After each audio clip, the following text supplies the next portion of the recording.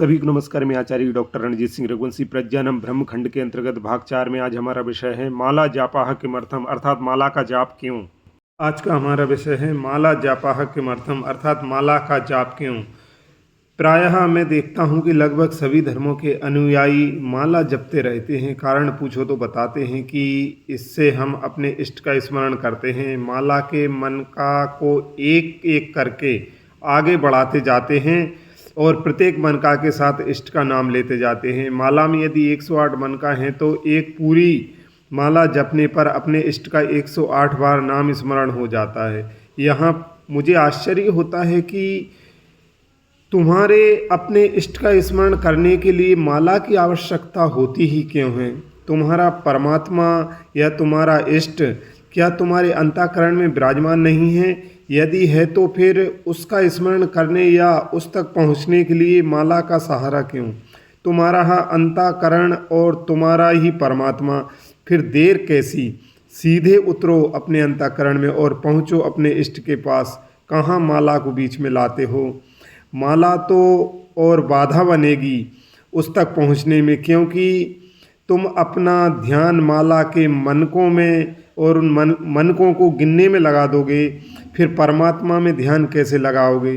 ध्यान तो मन की एकाग्रता का नाम है और मन का एक साथ दो स्थानों अर्थात मन का और इष्ट पर एकाग्र होना संभव नहीं है। मन तो एक बार में एक ही बिंदु पर एकाग्र हो सकता है, एक ही बिंदु पर केंद्रित हो सकता है, या तो माला के मनका पर या ईश्वर पर। जो लोग मनोविज्ञान पढ़े हैं वो जानते हैं कि मन एक बार में एक ही बिंदु पर वो भी क्षण भर के लिए ठहर सकता है। फिर 108 मनकों की गिनती पूरी होने तक मन एक जगह स्थिर रहे, यह असंभव है। मैंने तो देखा है कि लोग हाथ में माला लिए हैं और मन कहीं और ही भाग रहा है, अर्थात माला कहीं, मन का कहीं और मन कहीं। ऐसे तो परमात्मा का स्मरण ना हो सकेगा। कुछ लोग माला लेकर ऐसे स्थान पर बैठ जाते हैं जहां से अधिकाधिक लोग उन्हें देख सकें कि देखो कोई बड़ा धार्मिक व्यक्ति बैठा है। कुछ थोड़े समझदार हैं जो माला को एक कपड़े की झोली में छिपा लेते हैं, पर झोली से तो सिद्ध हो ही जाता है कि इसमें क्या है और आप क्या कर रहे हैं। फिर इसमें गोपनीयता कहाँ रही? तलवार नहीं दिख रही तो क्या हुआ? म्यान तो सिद्ध करती है कि इसमें तलवार है, तभी तो आपके हाथ में म्यान है। कुछ लोग मार्ग में चलते हुए, ट्रेन में, बाजार में और मेले में भी माला जपते मिल जाते हैं। ऐसे लोगों का ध्यान क्या एकाग्र या इष्ट में लगना संभव है? ये लोग किसे मूर्ख बना रहे हैं? क्या परमात्मा बुद्धू है जो ऐसे ध्यान से प्रसन्न हो जाएगा? तुम्हारा मन दसों दिशाओं में भटक रहा है, मन में नाना प्रकार के राग द्वेष पल रहे हैं और तुम माला जप कर धार्मिक बन रहे हो। क्या तुम्हारा इष्ट इतना अबोध है जो ये सब नहीं समझ सकता कि तुम्हारे मन में क्या है और हाथ में क्या है? परमात्मा के नाम की माला हाथ में है और तुम शत्रु को मन में गाली दे रहे हो। जिस मन में स्मरण आना था ईश्वर को और अधम का शत्रु, मैं कहता हूँ मत करो ये आडंबर, फेंक दो माला। परमात्मा का मार्ग बहुत सीधा और सरल है। परमात्मा कोई पाइथागोरस की प्रमेय नहीं, ईश्वर कोई व्याकरण का सूत्र नहीं, इष्ट कोई त्रिभुज का क्षेत्रफल नहीं जिसे रटना ही पड़ेगा। परमात्मा तो तुम्हारी अंतरात्मा में बैठा है, उसे तुम दया, करुणा, सहजता और सरलता से पा सकते हो। परमात्मा निष्कपट और निर्विकार भाव से प्राप्त होता है। परमात्मा तक जाने के लिए कुछ नहीं चाहिए, न कोई गुरु, न कोई माला, न कोई ठेला।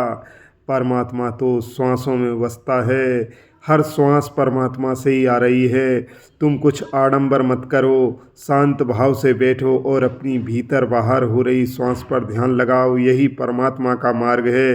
विज्ञान भैरवम नामक ग्रंथ में यदि तुम पढ़ोगे तो पाओगे कि शिव ने पार्वती को यही मार्ग बताया है जिससे लोग परम शांति अर्थात परमात्मा को प्राप्त करते हैं। इसके अतिरिक्त कोई दूसरा मार्ग है ही नहीं जो तुम्हें परमात्मा की अनुभूति और उपलब्धि करा सके।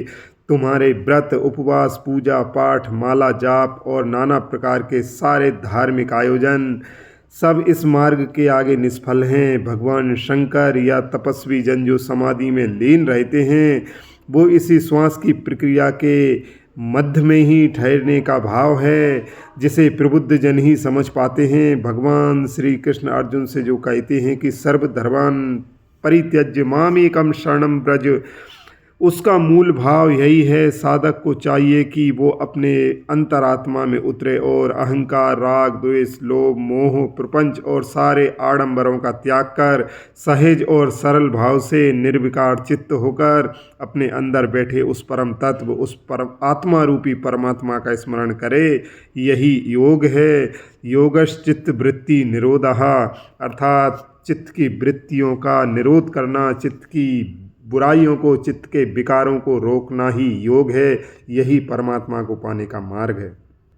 सर्वेभ्यो नमो नमः। वंदे संस्कृतम्।